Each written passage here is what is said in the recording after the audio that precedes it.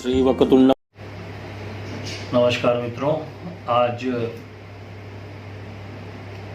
मुख्य रूप से देखा जाए तो ब्रह्मांड में जो ग्रहों के राशि परिवर्तन में सबसे बड़े और सबसे महत्वपूर्ण ग्रह गुरु का राशि परिवर्तन होने वाला है। अभी तक गुरु मकर राशि में थे और मकर राशि से जो है वो कुंभ राशि में 3-4 महीने के लिए प्रवेश करने जा रहे हैं और वो 6 अप्रैल को करने जा रहे हैं। लेकिन इसके पहले मुझे समझने की ज़रूरत है कि गुरु, आपको याद होगा कि 20 नवंबर 2020 को गुरु दोपहर में लगभग 1:26 पर धनु राशि से मकर में प्रवेश किए थे और अब 6 अप्रैल को गुरु मकर से कुंभ में जा रहे हैं। जाहिर सी बात है, गुरु के जाने से, गुरु के इस राशि परिवर्तन से जितने भी देश दुनिया में हर तरह की चीज़ों पर इसका प्रभाव पड़ेगा। हमारे देश पर पड़ेगा, हमारे महंगाई पे पड़ेगा, यानी हमारे हर परिस्थिति में, हमारी हर राशि पर पड़ेगा। उनका क्या प्रभाव होगा, कैसे होगा, ये समझना है। आपको तो ये पता है कि गुरु बृहस्पति की 2 राशियां हैं, धनु और मीन। धनु और मीन 2 राशियां हैं और गुरु कर्क राशि में हमेशा उच्च के होते हैं और मकर में नीच के होते हैं। गुरु की दृष्टि में बड़ी शक्ति होती है। जहाँ पर भी देखते हैं वहाँ की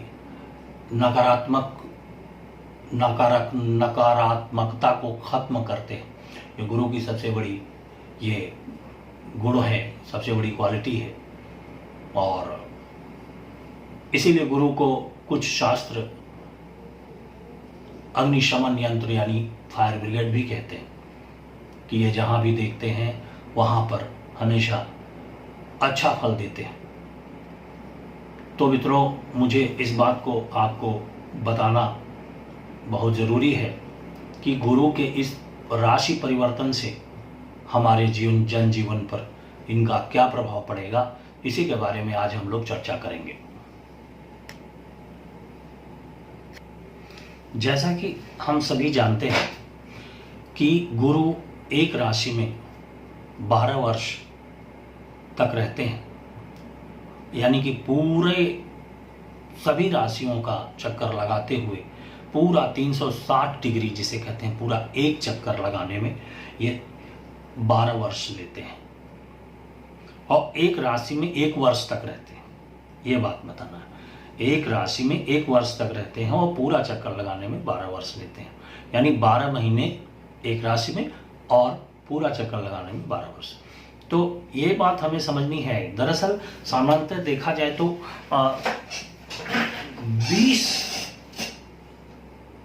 अगर हम एक चीज देखें कि गुरु जो हैं 6 अप्रैल को अगर ये कुंभ में जा रहे हैं, मकर से कुंभ में, तो मकर से कुंभ में जब 6 अप्रैल को जाएंगे तो 20 जून को ये वहां पर वक्री हो जाएंगे। 20 जून को वक्री हो जाएंगे और ये 14 सितंबर को फिर से उसी वक्री गति से वापस आ जाएंगे। कहां पर? कुंभ से मकर में आ जाएंगे। ये तो इनकी चाल के बारे में बात हो रही है कि कैसे क्या क्या इनके सब परिवर्तन होने वाले हैं, क्या होने वाला है, ये बात हमें समझने की जरूरत है। तो 14 सितंबर को फिर से ये मकर में आ जाएंगे और बाद में 18 अक्टूबर को मार्गी होंगे। हमें समझने की जरूरत है, 18 अक्टूबर 2021 को फिर ये मार्गी होंगे और 20 नवंबर को ये फिर कुंभ में चले जाएंगे।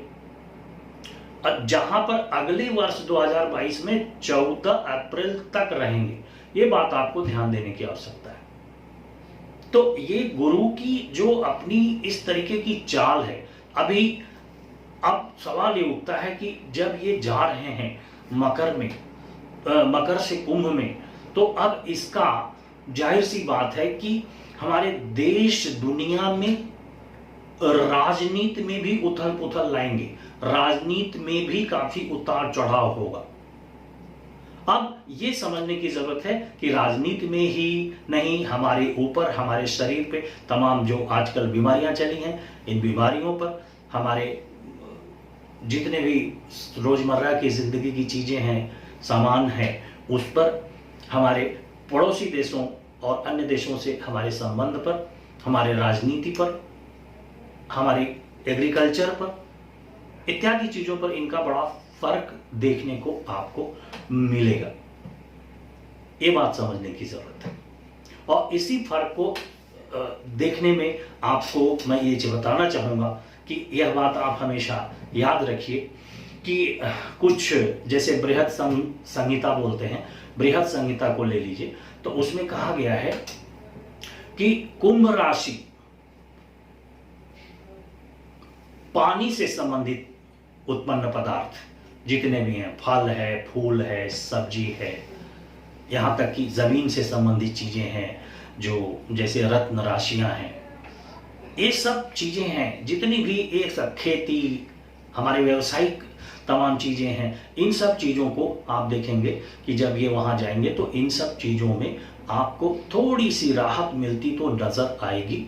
ये इसमें दो राय नहीं है। थोड़ी सी राहत मतलब इनमें कुछ चीजें ठीक होंगी, लेकिन जो कोरोना महामारी का संघर्ष चल रहा है वो कम नहीं होगा। और अगर ये है कि पिछले वर्ष की तरह इतना ज्यादा खींचतान होने का कम नजर आ रहा है, लेकिन ये भी समझना है कि कुंभ कुंभ कुंभ मतलब घड़ा, कलश,